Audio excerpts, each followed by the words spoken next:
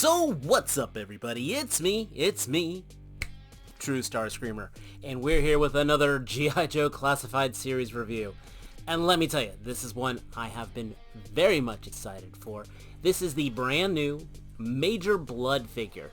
So we're basically getting a 2.0 of Major Bludd, and I'm excited for this. He looks absolutely awesome.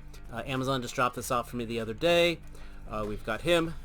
Fantastic art on the background. We know that snake armor's coming. Actually, it's supposed to be coming, so I cannot wait for that guy to show up. So that's going to be a fun one as well. Should I do a live unboxing for the snake armor? Question for you. Let me know in the comments. Live unboxing for the snake armor or formal review? You guys tell me. Great little zoom in on him. His great artwork on the back. And yeah. Enough said, as Stan the Man would say. Let's get this guy open. As I said, I'm excited for this guy. Okay, people. I'm saying this right now.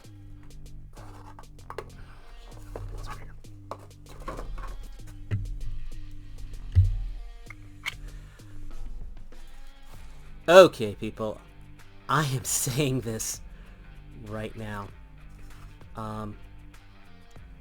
This is possibly one of the most perfect figures Hasbro has given us in quite some time. Dude. Okay, maybe the Iron Grenadier stuff, and you know what I'm talking about. Like, this, they went 90, this is like 98% one of the best things I've ever had. I had like one major issue, one thing that drove me nuts, and one minor complaint. Okay, maybe two minor complaints, and they're so freaking minor, it's not even funny. I love this figure. I absolutely love this. I thought Crystal Ball was cool. You know, I keep Leatherneck out here because Leatherneck is just a near perfect basic figure. This is exceptional. This is 100% exceptional. Major Bludd, I'm telling you right now, if you are collecting classified, you need him. If you're collecting 1/12 scale military figures, you need him. This is really one of the best action figures I have handled this year, and I am saying that with aplomb, with confidence. There's so many things I love about it. From the accessory count, to the detail, to the construction. Okay, so let's go ahead and get the minor complaints out of the way. Getting this backpack in was harder than it should have been. I could not get the hole to line up with the vest and the backpack itself. I actually stuck the little mini screwdriver in here to line everything up just so I could pop that in here. So that was a pain, and that was almost something that caused a major issue for me. The missiles back here are held in with friction. They pop out fairly easy. So be careful with that. And okay, maybe I would have liked this, but we'll talk about the accessory later. And there's a little bit of more paint would have been nice on two of the accessories. This gun and the dog tag necklace. Literally, that's it. That's my complaints. That's all. Everything else, I am absolutely in awe with this figure. Articulation, the shoulder joint. The butterfly joint. It's enough. It's absolutely enough. I don't feel like I need to do any work to this. And the cyborg arm has the butterfly joint. Normally you don't have that. It's asymmetric. I like the fact they kept it like that. We'll talk about the paint. See, okay, this is what I was talking about, that missile popping out. I'm going to go ahead and knock that out just so that won't distract me for the review. All the black and red parts on here is beautifully weathered. So they could have just given us a black red vest with a little bit of silver on the buckles. This actually has weathering, guys. Dry brushing here. And on the military arm, on the cyborg arm. This is detail I have not seen in ages. This is a premium look to it. The helmet, of course, is removable. It's got dry brushing on it, guys. Gals, folks, people, whatever. The helmet has dry or weathering on it. It looks like it was a gray plastic. They put a black paint on there, and then they sanded it down. This is weathered, guys, folks. I don't get this stuff. I usually have to do this to my figures. Major Bludd himself, his face sculpt. The scars look great. The cyborg eye looks great. A little bit of gray on his hair. So, okay, I would have liked to have had some paint on the dog tags. This is a slug. If that really bothers me, I don't have to have it. Or I can run some black paint on this. I don't care. That's a throwaway. I can literally throw away. It doesn't matter because this is so, so good. The joints are tight, but not... I don't have to heat it up. The tolerance is just right. Oh, look! The boots! The metal on the boots are weathered. The detail in this is going to ruin other figures for me. Like, this is that good. Of course, you got your boot swivel, got your drop-down hips. It's basic articulation on here.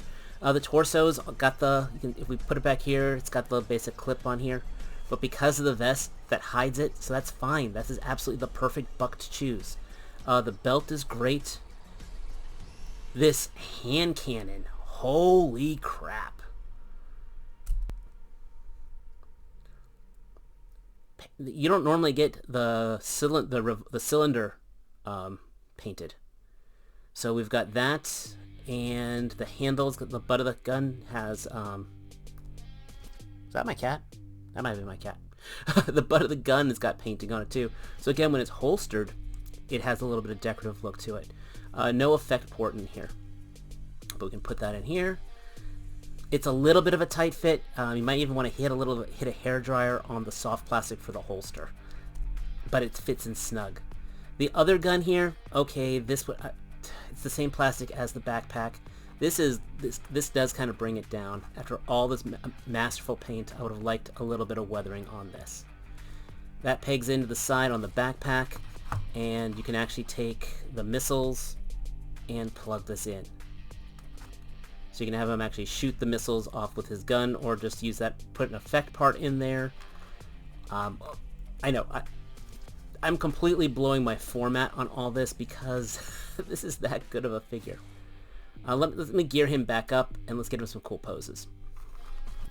I need to check if this is how he looks in the Skybound series. There was an issue with both him and Raptor was in his, just like the classified version was. So, you know, with the jetpack and all, as opposed to the stupid wings.